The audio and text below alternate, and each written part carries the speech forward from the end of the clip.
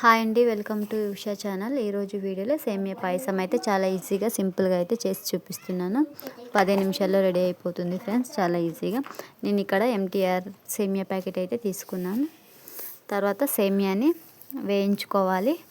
అలాగే డ్రై ఫ్రూట్స్ని కూడా వేయించుకొని పక్కన పెట్టుకోవాలి. నేనైతే అన్నీ వేయించుకొని రెడీగా ఉంచుకొని వీడియో అయితే పెట్టాను. ప్లీజ్ అన్నీ వేయించుకొని మనం పక్కకు పెట్టుకోవాలి. అలాగే మనం అవి వేయించుకున్న గిన్నెలోనే నీళ్ళు, మా పిల్లలకైతే ఇక్కడ చాక్లెట్ సిరప్ని అయితే వేసి ఇచ్చానండి పాయసంలో. చాలా బాగుంటుంది. మీరు కూడా వీలైతే ఒకసారి ట్రై చేసి చూడండి. స్వీట్స్లో కానీ బిస్కెట్స్ పైన కానీ చాక్లెట్ సిరప్ చాలా బాగుంటుంది టేస్ట్. ఇలా ఒకసారి పాయసంలో కూడా ట్రై చేసి చూడండి. టేస్ట్ అనేది చాలా బాగుంటుంది. పిల్లలు కూడా చాలా ఇష్టంగా తింటారు.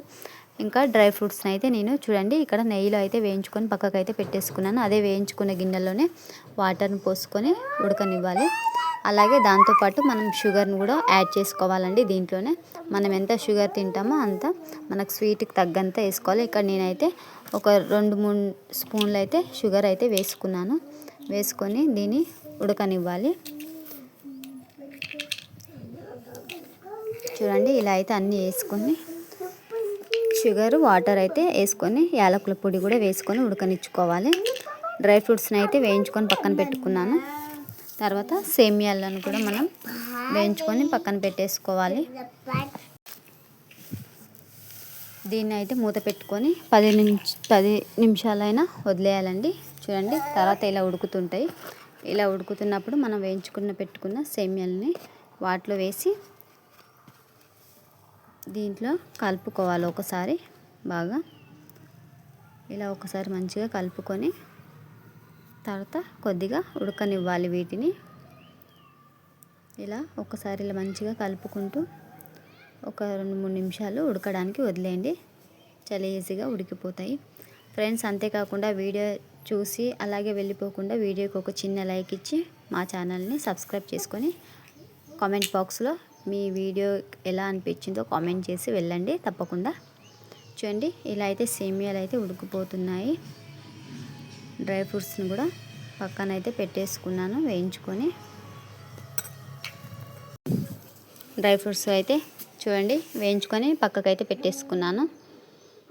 తర్వాత ఇది ఇలా అయితే ఉడుకుతున్నప్పుడు మనం కొంచెం మీడియం సైజులో ఉడికిపోతాయండి అవి. ఇంకా కొంచెం గట్టిగా ఉన్నాయనే టైంలో మనం పాలను అయితే యాడ్ చేసుకోవాల్సి ఉంటుంది. దీంట్లో ఒకసారి బాగా ఇలా కలుపుకొని తర్వాత దీంట్లోనే పాలు అయితే వేసేసుకోవాలండి. మనం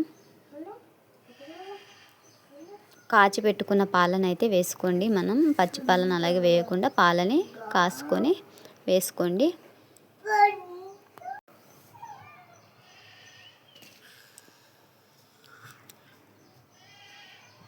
దీంట్లో పాలను అయితే ఇప్పుడు నేను యాడ్ చేస్తున్నాను. చూడండి ఇంకాస్త గట్టిగా ఉన్నాయి అంతే.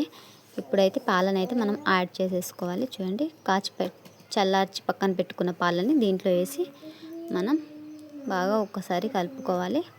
చూడండి ఇలా మొత్తాన్ని ఒకసారి ఇలా కలుపుకొని తర్వాత దీంట్లోనే మనం వేయించి పెట్టుకున్న డ్రై ఫ్రూట్స్ ముక్కలను కూడా వేసేసుకోవాలి.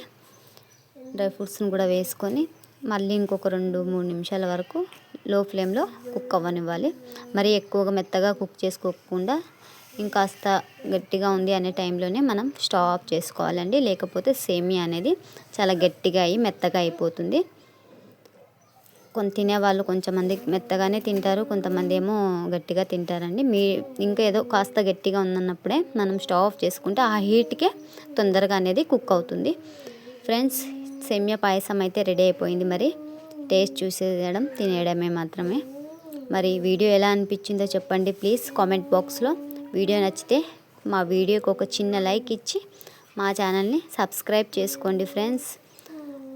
అలాగే వీడియో కింద కామెంట్ బాక్స్లో మీకు ఎలా అనిపించిందో మా వీడియో కామెంట్ బాక్స్లో కామెంట్ చేయండి.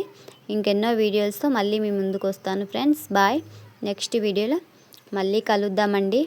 వీడియోకి లైక్ ఇవ్వడం మాత్రం మర్చిపోకండి ఫ్రెండ్స్. కొత్త వాళ్ళైతే మా ఛానల్ సబ్స్క్రైబ్ చేసుకోండి ఫ్రెండ్స్. బాయ్ అండి. మళ్ళీ నెక్స్ట్ వీడియోలో కలుద్దాం ఫ్రెండ్స్. అందరికీ బాయ్.